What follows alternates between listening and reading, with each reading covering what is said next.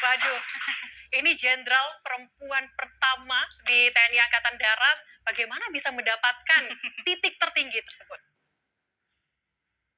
Oke, terima kasih. Eh, Assalamualaikum warahmatullahi wabarakatuh. Assalamualaikum warahmatullahi Selamat malam wabarakatuh. untuk pemirsa yang berada di studio, di rumah dan juga di mana saja. Ya, ternyata menjadi Kartini saat ini itu sudah beda dengan Kartini sebelumnya. Iya. Kalau dulu kan menuntutnya emansipasi, emansipasi. Ternyata sekarang Kartini itu dengan saya melihat wanita-wanita luar biasa, Kartini sekarang itu harus satu, berdaya, dua, mandiri, tiga, mampu berkontribusi dalam berbagai bidang. Saya mendengar tadi Pak Nunung dan Mbak Dian ini, aduh terharu saya. Oke, bagaimana saya bisa mendapatkan penghargaan seperti ini? Ya, pertama-tama saya bersyukur kepada Allah Subhanahu wa taala karena di akhir karir saya, kedinasan saya bisa mendapatkan penghargaan, mendapat pangkat bintang 2 yang ternyata setelah kita lihat sejak tahun 1960 berdirinya Koat, itu belum pernah ada bintang 2. Dan ini adalah merupakan penghargaan dari pimpinan dan juga kepercayaan. Tapi ini juga menunjukkan adanya suatu bukti bahwa wanita mulai diakui di kemiliteran. Alhamdulillah. Nah, saya berdinas sebelum saya purna tugas. Ini mohon maaf saya menggunakan pakaian dinas upacara karena saya menghargai Ibu Kartini dan teman-teman sekalian. Tapi tanda bahwa saya sudah purna adalah namanya beda.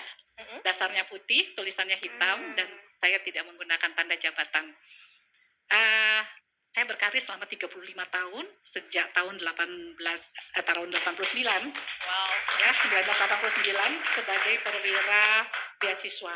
Waktu itu semester 7, saya menjalani pendidikan di Surabaya bersama 3 matra dan Polri. Waktu itu empat-empatnya masih bergabung. Kemudian setelah itu saya berdinas di pasukan pengamanan presiden. Selama 5 tahun, waktu itu presidennya Presiden Soeharto dan wakilnya Bapak Tri Sutrisno. Pada tahun 98, Presiden Soeharto lengser, saya pun ikut lengser, saya sekolah ke UI, mengambil spesialis kulit dan kelamin. Selesai dari situ saya ke rumah sakit tingkat 2 Muhammad Ridwan Meraksa, mulai dari pangkat kapten sampai kolonel. Mulai dari kepala IGD sampai menjadi kepala rumah sakit.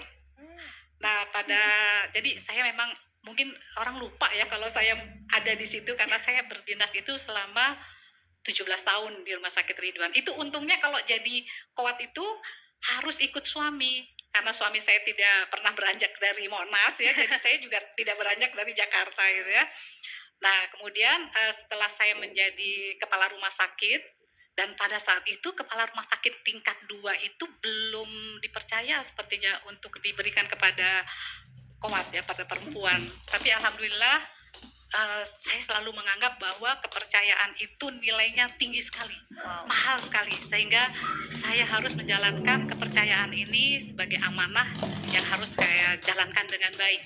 Dan setelah itu saya ke Rumah Sakit Gatot Subroto menjadi Kepala Departemen Kulit dan Kelamin karena saya spesialis dermatovenerologi. Kemudian saya menjadi Ketua Komite Etik Rumah Sakitan. Di situ saya mendapatkan pangkat bintang 1, Brigadir Jenderal. Jadi sebenarnya saya tidak pernah bermimpi untuk menjadi jenderal. Sama sekali. Sama sekali tidak pernah, tidak berani gitu ya. Wow. Karena saya berpikir saya ini kan perempuan gitu ya, Koat. Kayaknya itu mimpi yang terlalu mewah buat saya ya. Tapi alhamdulillah bisa menjadi bintang 1 di RSPAD. Pada saat itu juga saya diminta membangun Fakultas Kedokteran Unhan yang pada tahun 2020 itu waktu itu Menhan yang memerintahkan rektor. Menhan Bapak Prabowo sekarang presiden kita memerintahkan rektor waktu itu Bapak Laksdia Profesor Amarullah Oktavian Angkatan Laut membentuk 4 fakultas S1, salah satunya Fakultas Kedokteran, dan perintahnya itu nggak main-main kayak Bandung Bondowoso. April kita diberikan perintah, Agustus sudah harus jalan. Tancap gas itu ya. Tapi nyatanya bisa. Baik, Jadi baik. dosen-dosen yang tadinya bukan dosen di Karbit dikasih sertifikasi pelatihan pagi, siang, malam untuk jadi dosen. Akhirnya jalan kita. Kita menerima mahasiswa full funded. Artinya mereka mendapat beasiswa penuh ya dari semua kegiatan, tidak ada yang berbayar, bahkan dapat beasiswa. Nah, itu kan jadi incaran masyarakat kita ya. Mana ada sekolah kedokteran yang gratis, tapi ada di Universitas Pertahanan. Setelah itu saya pada akhir kedinasan saya, alhamdulillah diberikan penghargaan, mendapat pangkat bintang 2 sebagai Kepala Lembaga Penjaminan Mutu Universitas Pertahanan di bawah rektor Universitas Pertahanan. Oke. Nah itu mungkin sedikit perjalanan hidup saya mengapa menjadi pangkat seperti ini. Ini sebenarnya yang pertama pasti dari Allah Subhanahu Wa Taala, kepercayaan pimpinan, dan tidak boleh kita lupakan bahwa apa yang kita capai tidak akan terlepas dari kolaborasi dengan tim, dengan anggota, dengan semuanya, dengan doa-doa dari keluarga dan lain-lain. Jadi kita tidak bisa berpikir bahwa ini adalah pencapaian saya sendiri, mungkin seperti itu. Wah, itu dia luar biasanya ya, bagaimana kemudian menjalankan juga cita-cita Kartini mencapai pendidikan dan juga jabatan tertinggi dari seorang Jenderal Dian ya, tanpa juga kemudian kita mengabaikan begitu ya sosok laki-laki yang juga harus dihormati. Saya mau bergeser juga, ingin tanya-tanya juga ke Mbak Sahnas Haq, boleh? Mbak Nas, kalau kemudian kita dengar Mbak, judul kita pada malam hari ini, Menyala Kartini Indonesia, tema kita pula pada malam hari ini bagaimana kemudian perempuan Indonesia bertahan di tengah badai. Badai setiap perempuan beda-beda, Mbak Syahnas. Betul, kalau misalnya saya mendengarkan tadi ceritanya Mbak Nunung, Mbak Dian, kemudian Ibu Jenderal, begitu ya. Nanti kita juga dengar dari dua yang lainnya, dari Umi dan juga Mbak Nita. Bahwa ternyata pembelajaran yang kita dapat, Tuhan itu nggak pernah salah milih pundak ya, untuk ngasih beban. Saya mungkin nggak bisa nih, kayak Mbak Nunung, saya nggak bisa, mulut saya tuh kalau ngomong pedes, cabenya 5, karetnya 2, bungkusnya disobek. Jadi saya nggak punya daya tahan, mesti ngomong 50 orang. Itu bisa saya sikat-sikatin nggak jadi orang itu pasti gitu ya. Jadi hanya yang begitu, ya hanya Mbak Nunung, si Syahnas nggak bisa. Maka beban itu nggak ke saya, tapi ke Mbak Nunung. Sebaliknya pun begitu. Saya juga punya cerita yang mungkin Mbak Nunung nggak sanggup. Jadi memang nggak pernah salah. Punya 7 anak, saya nggak tahu, punya anak 3 aja udah mau kelayangan saya gitu kan. Tapi punya 7 anak, single parent, kemudian bawa taksi, yang untung ada di sebuah perusahaan yang menjamin keselamatan perempuan yang menjadi supirnya. Kalau tidak pasti dijahilin gitu ya. Nah saya pasti nggak punya kesanggupan begitu. Jadi setiap cerita dari perempuan ini membawa gambaran yang luar biasa. Ternyata ikhlas itu bukan ada di belakang ya, ikhlas itu mesti ada di depan. Jadi ketika kita ikhlas menghadapi kisah kehidupan cerita kita masing-masing, maka di kepala perempuan itu kan hebat banget. Emang kenapa kalau jadi perempuan? Oke. Emang kenapa? Kan jadi perempuan kenapa? Gitu kan? Sesudah dikasih beban langsung begini. Oh, oke. Selanjutnya apa yang mesti saya lakukan? Karena ternyata yang membuat perempuan menyala Kartini Indonesia adalah the power of kepepet. The power of kepepet. Tapi saya juga mau bergeser juga dari Mbak Sanas ke Umi Pipik. Umi Pipik kalau melihat badai nih, kata badai. Badai dalam maksud hal ini untuk Umi Pipik apa? Saya pernah berada di titik rendah saya. Oke. Kalau ketika saya kehilangan almarhum, pasti tidak ada diri kita seorang istri yang sanggup awalnya, kan begitu ya. Apalagi yang biasa memang di rumah, gak kemana-mana gitu. Nah, tapi ketika titik rendah saya, ya ketika saya kehilangan semuanya. Ketika saya melihat ketakutan yang ada dalam diri anak-anak saya. Ketika rumah saya terbakar habis. Yang saat itu mungkin saya berpikir, saya mati nih. Saya mati nih sama anak-anak saya. Tidak ada yang mendengar teriakan saya terkecuali Allah Subhanahu wa Ta'ala. Tidak ada yang menolong saya terkecuali Allah Subhanahu wa Ta'ala, kan begitu. Tapi saat itu saya merasa saya mati nih. Saya seperti berada di neraka yang gelap, panas, yang terlihat hanya api, sementara hanya harus merambat-rambat kamar untuk menyelamatkan anak-anak. Oke. Dan ketika saat itu, ya jalannya harus loncat di lantai 2. Dari lantai 2 kita loncat. Saat itu yang terlihat di hadapan saya hanya anak-anak. Dengan rasa ketakutannya mereka saat mereka masih kecil-kecil ya. Dan di situ titik rendah saya. Gak punya semuanya. 0. Harta gak ada, semuanya, uang pun gak ada. Dan ketika itu anak saya Habijar bertanya, Mi, habis ini kita tinggal di mana? Gimana Allah saja. Itu jawaban saya. Jawaban yang berserah, yang terserah engkau deh ya Allah. Karena ketika saya mungkin kehilangan almarhum, kehilangan suami saya pun bertanya, marah saya. Iya. Dengan kehilangan begitu cepatnya, dengan keadaan yang mungkin saya nggak mau seperti itu. Saya bertanya, ya Allah, kenapa saya? Gitu. Dan itu pertanyaan itu saya lontarkan untuk kedua kalinya ketika nggak lama ayah saya pun meninggal. Ketika kelelahan menemani saya selama 40 hari masa idah saya. Nggak lama dari beliau, ayah saya meninggal. Nggak lama, rumah saya terbakar.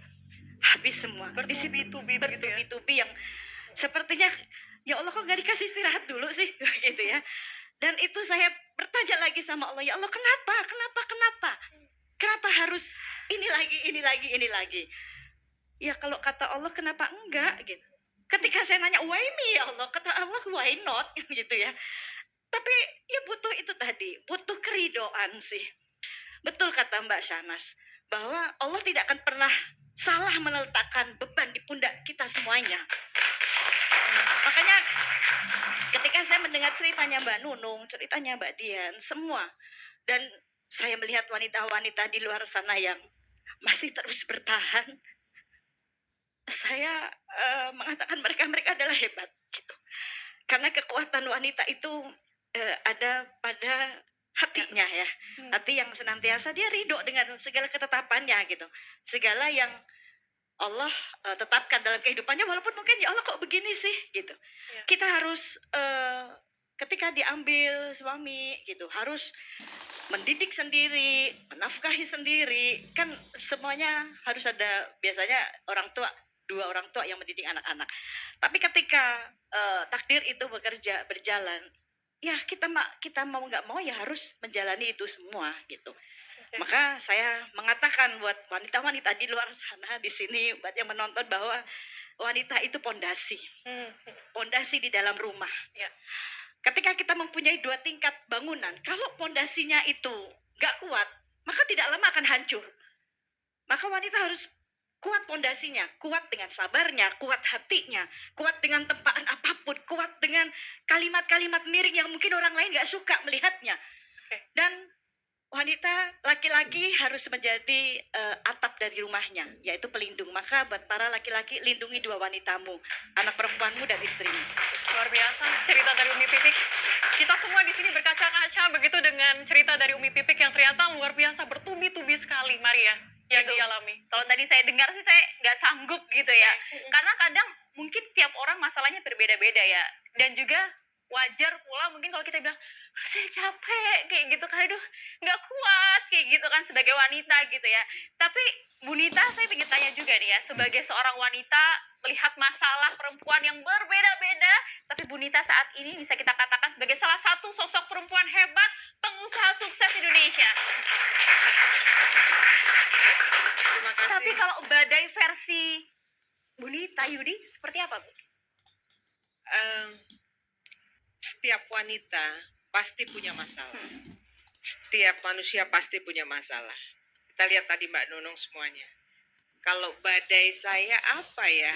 Mungkin karena saya memimpin IWAPI, Ikatan Wanita Pengusaha Indonesia, badainya pasti tentang para perempuan pengusaha yang usahanya naik turun, ya, yang usahanya tidak bisa stabil, terutama pada masalah saat COVID ya. Karena saya memimpin lebih dari 40.000 perempuan pengusaha UMKM, 98%-nya adalah UMKM ya. Pada saat COVID itu semuanya hampir lemes dedes kan. What should I do gitu Ya. kan? karena kita menjadi mitra strategis pemerintah, maka pada saat itu saya konsolidasi seluruh Indonesia, ya, yang mereka juga mengeluh semuanya. Setelah konsolidasi seluruh Indonesia, kita sudah ada di 35 provinsi dan 1 perwakilan di Malaysia. Dan lalu saya karena mitra strategis, maka saya konsolidasi dengan pemerintah. Saya tanya nih, waktu itu masih Pak Erick Thohir ya, kemudian Pak Bahlil dan yang lain-lainnya gitu ya. Ini gimana ini, kita mau apa ini dengan perempuan-perempuan ini? Ini usaha harus jalan. Kalau enggak bisa terjadi kolaps gitu kan. Akhirnya karena kita menjadi mitra strategis, kemudian banyak program-program yang diberikan oleh pemerintah. Ya. Dan termasuk adalah dari swasta. Jadi Maret 2020 itu COVID, kemudian Maret April itu tiba-tiba ada dari UN Women memberikan Ibu Nita, ini kita mau melatih marketing digital. Yang saat itu kita semua lagi lemes. Hah, latihan ini lagi gitu. Sementara 2016 kita sudah kerjasama dengan Facebook dan Google gitu kan. Tapi karena belum COVID, jadi belum ada yang nge-push untuk online seperti itu. Akhirnya kita kompromi seluruh Indonesia dan alhamdulillah 2.000 pesertanya saat itu. Ini menunjukkan bahwa perempuan tidak pernah putus asa. Itu dia. Seperti contohnya Mbak Nunung, Mbak Dian. Jadi cocok banget tadi the power of kepepet. Dan banyak dari 64 juta UMKM, 60-nya itu kurang lebih adalah ownernya perempuan, artinya perempuan pengusaha. Ini menunjukkan bahwa perempuan pengusaha nggak boleh dilihat sebelah Baik, mata, Oke. gitu. Jadi saya baru bicara Dian. juga dengan Mbak Dian, selain beliau menjadi driver, beliau juga pengusaha tahu. Jadi habis ini kita mau Borong ya. kerjasama, kita mau order dan bikin tahunya lebih besar lagi. Luar biasa. Nambah Amin. anggota IWAPI ya. Woman support woman di sini. Itu juga Budian yang satu, Mbak Syahnas Oke. dan lain-lainnya. Baik, luar biasa sekali ya ternyata perempuan-perempuan kita pada Iya. malam hari ini pastinya Ayah haus ya. Nah, Agak haus, tapi kan Agak kita harus haus. fokus sebagai wanita untuk mengejar cita-cita kita, ya kan? Seperti Aqua yang hadir Ada untuk Aqua. kita semua. Terima kasih Aqua.